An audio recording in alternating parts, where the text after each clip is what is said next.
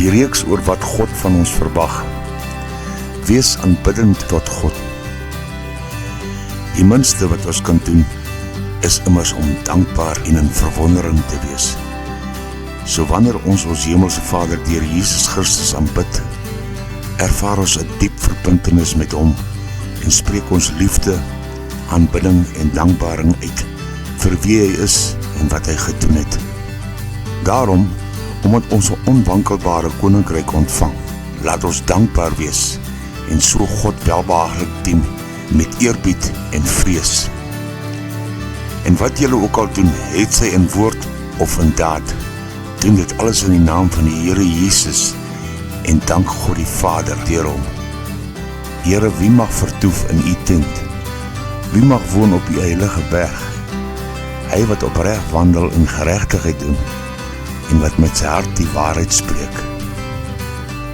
Laat alles wat asem het die Here loof. Prys die Here. Die Here is groot en lofwaardig. Niemand kan sy grootheid begryp nie.